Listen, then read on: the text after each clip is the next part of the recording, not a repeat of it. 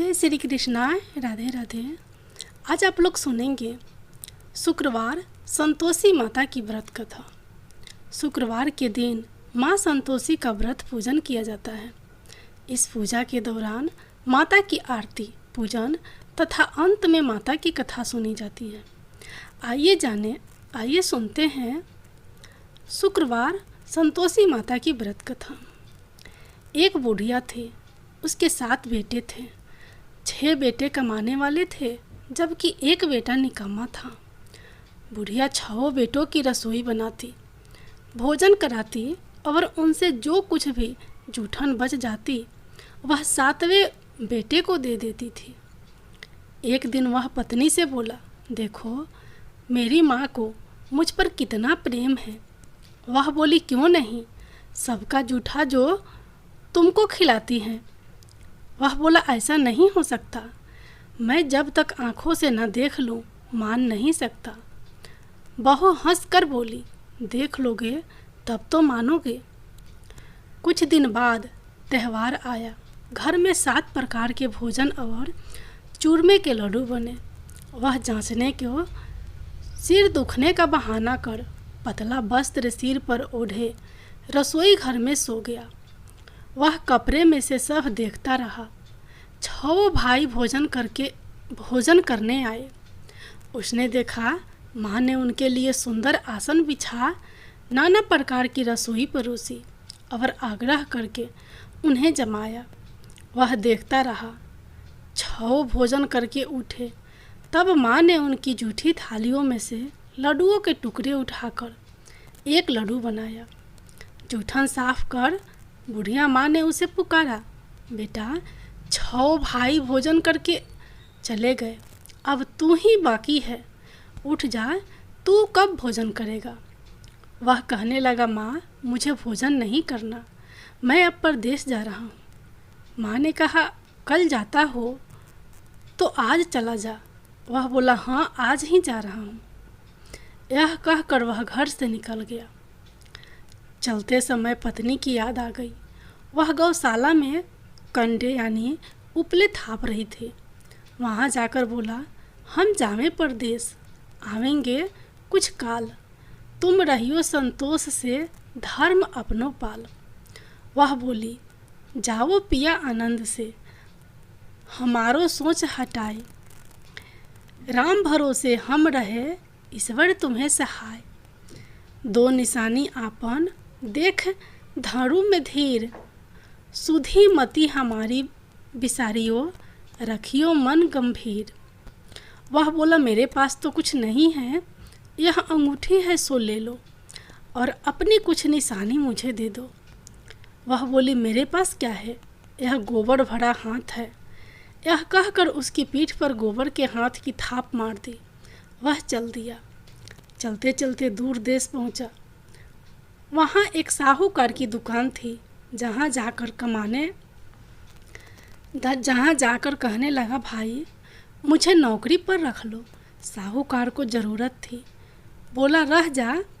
लड़के ने पूछा, तनख्वाह क्या दोगे। साहूकार ने कहा, काम देख कर दाम मिलेंगे। साहूकार की नौकरी मिली। वह सुबह 7 बजे से 10 बजे तक नौकरी पर जाने लगा।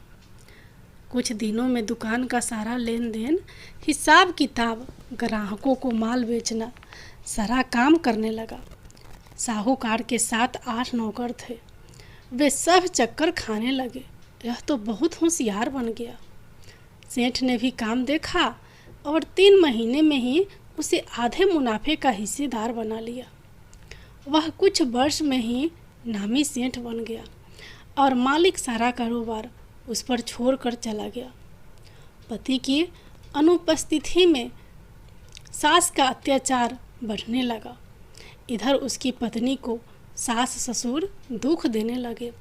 सारी गृहस्थी का काम करा के उसे लकड़ी लेने जंगल में भेजते। इस बीच घर के आटे से जो भूसी निकलती, उसकी रोटी बनाकर रख दी जाती और फूटे नारियल की नरेली में पानी। एक दिन वह लकड़ी लेने जा रही थी कि रास्ते में बहुत सी स्त्रियां संतोषी माता का व्रत करती दिखाई दी। वह वहाँ खड़ी होकर कथा सुनने लगी और पूछा, बहनों, तुम किस देवता का व्रत करती हो और उसके करने से क्या फल मिलता है? यदि तुम इस व्रत का विधान मुझे समझा कर कहोगे तो मैं तुम्हारा बड़ा एहसान मानूंगी। तब उनमें से एक स्त्री बोली, सुनो बहन, यह संतोषी माता का व्रत है। इसके करने से निर्धनता दरिद्रता का नाश होता है और जो कुछ मन में कामना हो सब संतोषी माता की कृपा से पूरी होती है। तब उसने उससे व्रत की विधि पूछी। वह भक्तिन स्त्री बोली, 1.25 आने का गुड़ चना लेना, इच्छा हो तो 5.25 आने का लेना या 1.25 रुपये का भी या सहूलियत के अनुसार लाना। बिना परेशानी और श्रद्धा व प्रेम से जितना भी बने पड़े सवैया लेना। प्रत्येक शुक्रवार का निराहार रहकर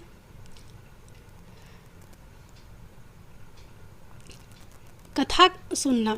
इसके बीच कर्म टूटे नहीं, लगातार नियम पालन करना। सुनने वाला कोई ना मिले तो घी का दीपक जला उसके आगे या जल के पात्र को सामने रखकर कथा कहना। जब कार्य सिद्ध ना हो नियम का पालन करना और कार्य सिद्ध हो जाने पर व्रत का उद्यापन करना। 3 मास में माता फल पूरा करती हैं। यदि किसी के ग्रह खोटे भी हो तो भी माता वर्ष भर में कार्य सिद्ध करती हैं। फल सिद्ध होने पर उद्यापन करना चाहिए, बीच में नहीं। उद्यापन में 2.5 सेर आटे का खाजा तथा इसी परिणाम से खीर तथा चने का साग करना। 8 लड़कों को भोजन कराना। जहाँ तक मिले देवर जेठ भाई बंधु के हो, ना मिले तो रिश्तेदारों और पास पड़ोसियों को बुलाना। उन्हें भोजन करा यथाशक्ति दक्षिणा देना। माता का नियम पूरा करना। उस दिन घर में खटाई नहीं खाना चाहिए। यह सुन बुढ़िया के लड़के की बहू चल दी।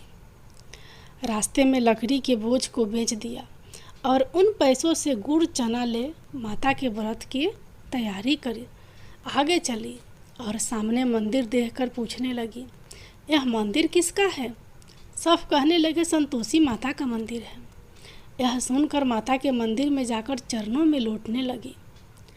दिन हो विनती करने लगी, मैं निपट अज्ञानी हूँ, व्रत के कुछ भी नियम नहीं जानती। मैं दुखी हूँ, हे माता जगत जननी, मेरा दुख दूर कर, मैं तेरी शरण में हूँ। माता को दया आई। एक शुक्रवार बीता कि दूसरे को उसके पति का पत्र आया और तीसरे शुक्रवार को उसका भेजा हुआ पैसा आया पहुँचा। यह देख जेठ जेठानी मुँह सिकोड़ने लगे। लड़के ताने देने लगे। काकी के पास पत्र आने लगे, रुपया आने लगा। अब तो काकी की खातिर बढ़ेगी। बेचारी सरलता से कहती, भैया कागज आवे रुपया आवे, हम सब के लिए अच्छा है। ऐसा कहकर आंखों में आंसू भरकर संतोषी माता के मंदिर में आ मातेश्वरी के चरणों में गिरकर रोने लगी। माँ, मैंने तुमसे पैसा कब मांगा है? मुझे पैसे से क्या काम है? मुझे तो अपने सुहाग से काम है। मैं तो अपने स्वामी के दर्शन मांगती हूँ। तब माता ने प्रसन्न होकर कहा, जा बेटी, तेरा स्वामी आएगा। यह सुनकर खुशी से बावली होकर घर में जा काम करने लगी। अब संतोषी माँ विचार करने लगी, इस भोली पुत्री को मैंने कह तो दिया कि तेरा पति आएगा, लेकिन कैसे आएगा? वह तो इसे सपने में भी याद नहीं करता। उसे याद दिलाने को मुझे ही जाना पड़ेगा। इस तरह माताजी उस बुढ़िया के बेटे के पास जा सपने में प्रकट हो कहने लगी, साहूकार के बेटे सो रहा है या जगता है? वह कहने लगा, माता सोता भी नहीं जगता भी नहीं हूँ, कहो क्या आज्ञा है? माँ कहने लगी, तेरे घर बार कुछ है कि नहीं? वह बोला, मेरे पास सब कुछ है, माँ बाप है, बहू है, क्या कमी है? माँ बोली, भोले पुत्र, तेरी बहू घोर कष्ट उठा रही है। तेरे माँ बाप उसे परेशानी दे रहे हैं। वह तेरे लिए तरस रही है, तो उसकी सुध ले। वह बोला, हाँ माता जी, यह तो मालूम है, परंतु जाऊं तो कैसे? परदेश की बात है, लेन देन का कोई हिसाब नहीं, कोई जाने का रास्ता नहीं आता, कैसे चला जाऊं?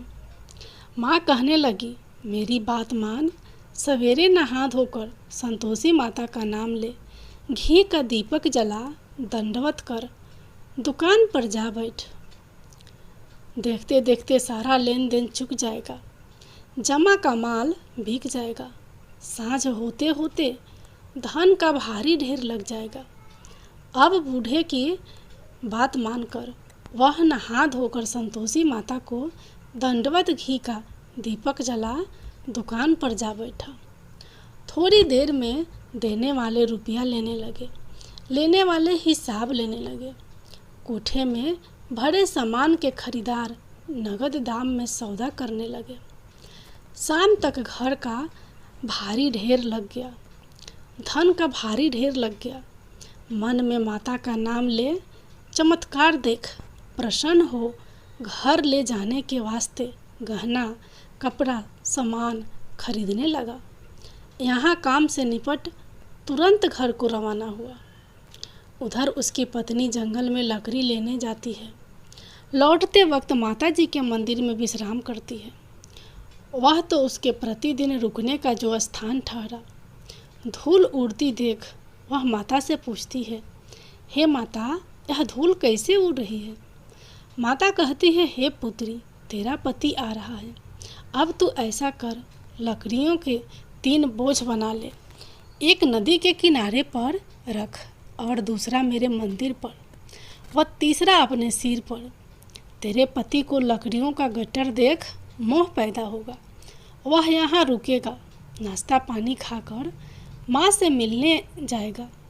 तब तू लकड़ियों का बोझ उठा कर जाना और चौक में गट्टर डालकर जोर से आवाज़ लगाना, लो सासू जी, लकड़ियों का गट्टर लो, भूसी की रोटी दो, नारियल के खपरे में पानी दो। आज मेहमान कौन आया है? माताजी से बहुत अच्छा कहकर वह प्रसन्न मन से लकड़ियों के 3 गट्टर बनाई, एक नदी के किनारे पर और एक माताजी के मंदिर पर रखा। इतने में मुसाफिर आ पहुंचा। सूखी लकड़ी देख उसकी इच्छा उत्पन्न हुई कि हम यहीं पर विश्राम करें और भोजन बनाकर खा पीकर गांव जाएं। इसी तरह रुक कर भोजन बना विश्राम करके गांव को गया। सबसे प्रेम से मिला। उसी समय सिर पर लकड़ी का गट्टर लिए वह उतावली सी आती है। लकड़ियों का भारी बोझ आंगन में डालकर जोर से 3 आवाज़ देती है, लो सासू जी, लकड़ियों का गट्टर लो, भूसी की रोटी दो, आज मेहमान कौन आया है? यह सुनकर उसकी सास बाहर आकर अपने दिए हुए कष्टों को भुलाने हेतु कहती है, बहू, ऐसा क्यों कहती है? तेरा मालिक ही तो आया है। आ बैठ, मीठा भात खा, भोजन कर, कपड़े गहने पहन। उसकी आवाज़ सुन उसका पति बाहर आता है। अंगूठी देख व्याकुल हो जाता है। माँ से पूछता है, माँ, यह कौन है? माँ बोली, बेटा, यह तेरी बहू है। जब से तू गया है तब से सारे गांव में भटकती फिरती है। घर का काम काज कुछ करती नहीं, 4 पहर आकर खा जाती है। वह बोला, ठीक है माँ, मैंने इसे भी देखा और तुम्हें भी देखा। अब दूसरे घर की ताली दो, उसमें रहूँगा। माँ बोली, ठीक है, जैसी तेरी मर्जी। तब वह दूसरे मकान की 3री मंजिल का कमरा खोल सारा सामान जमाया। एक दिन में राजा के महल जैसा ठाठ बाट बन गया। अब क्या था, बहू सुख भोगने लगी। इतने में शुक्रवार आया। शुक्रवार के उद्यापन में हुई भूल। बहू ने खटाई का इस्तेमाल कर लिया। उसने पति से कहा, मुझे संतोषी माता के व्रत का उद्यापन करना है। पति बोला, खुशी से कर लो। वह उद्यापन की तैयारी करने लगी। जेठानी के लड़कों को भोजन के लिए कहने गई। उन्होंने मंजूर किया, परंतु पीछे से जेठानी ने अपने बच्चों को सिखाया, देखो भोजन के समय खटाई मांगना, जिससे उसका उद्यापन पूरा ना हो सके। लड़के जिमने आए, खीर खाना पेट भर खाया, परंतु बाद में खाते ही कहने लगे, हमें खटाई दो, खीर खाना हमको नहीं भाता, देखकर अरुचि होती है। वह कहने लगी, भाई खटाई किसी को नहीं दी जाएगी, यह तो संतोषी माता का प्रसाद है। लड़के उठ खड़े हुए, बोले, पैसा लाओ। भोली बहू कुछ जानती नहीं थी, उन्हें पैसे दे दिए। लड़के उसी समय हट करके इमली खटाई ले खाने लगे। यह देखकर बहू पर माताजी ने कोप किया। राजा के दूत उसके पति को पकड़ ले गए। जेठ जेठानी मन माने वचन कहने लगे, लूट लूट कर धन इकट्ठा कर लाया है, अब सब मालूम पड़ जाएगा, जब जेल की मार खाएगा। बहू से यह सहन नहीं हुए, रोती हुई माताजी के मंदिर गई। कहने लगी, हे माता, तुमने क्या किया? हंसाकर अब भक्तों को रुलाने लगी। माता बोली, बेटी तूने उद्यापन करके मेरा व्रत भंग किया है। वह कहने लगी, माताजी मैंने कुछ अपराध किया है, मैंने तो भूल से लड़कों को पैसे दे दिए थे, मुझे क्षमा करो, मैं फिर तुम्हारा उद्यापन करूँगी। माँ बोली, अब भूल मत करना। वह कहती है, अब भूल नहीं होगी, अब बतलाओ वे कैसे आएंगे? माँ बोली, जा पुत्री, तेरा पति तुझे रास्ते में आता मिलेगा। वह निकली, राह में पति आता मिला। वह पूछने लगी, कहाँ गए थे आप? वह कहने लगा, इतना धन जो कमाया है उसका टैक्स राजा ने मांगा था, वह भरने गया था। वह प्रसन्न हो बोली, भला हुआ, अब घर को चलो। कुछ दिन बाद फिर शुक्रवार आया। वह बोली, मुझे फिर माता का उद्यापन करना है। पति ने कहा, करो। बहू फिर जेठ के लड़कों को भोजन को कहने गई। जेठानी ने एक दो बातें सुनाई और सब लड़कों को सिखाने लगी, तुम सब लोग पहले ही खटाई मांगना। लड़के भोजन से पहले कहने लगे, हमें खीर नहीं खानी, हमारा जी बिगड़ता है, कुछ खटाई खाने को दे दो। वह बोली, खटाई किसी को नहीं मिलेगी, आना हो तो आओ। वह ब्राह्मण के लड़के लाकर भोजन कराने लगी। यथाशक्ति दक्षिणा की जगह एक एक फल उन्हें दिया। संतोषी माता प्रसन्न हुई। माता की कृपा होते ही 9वें मास में उसके चंद्रमा के समान सुंदर पुत्र प्राप्त हुआ। पुत्र को पाकर प्रतिदिन माता जी के मंदिर को जाने लगी। माँ ने सोचा, यह रोज आती है, आज क्यों न इसके घर चलूं। यह विचार कर माता ने भयानक रूप बनाया। गुड़ चने से सना मुख, ऊपर सूंड के समान होठ, उस पर मक्खियाँ भिन भिन कर रही थी।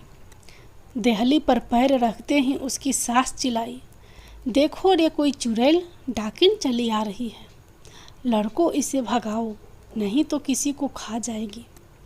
लड़के भगाने लगे, चिल्लाकर खिड़की बंद करने लगे। बहू रोशनदान में से देख रही थी। प्रसन्नता से पगली बन चिल्लाने लगी, आज मेरी माताजी मेरे घर आई हैं। वह बच्चे को दूध पीने से हटाती है। इतने में सास का क्रोध फट पड़ा। वह बोली, क्या उतावली हुई है? बच्चे को पटक दिया। इतने में माँ के प्रताप से लड़के ही लड़के नजर आने लगे।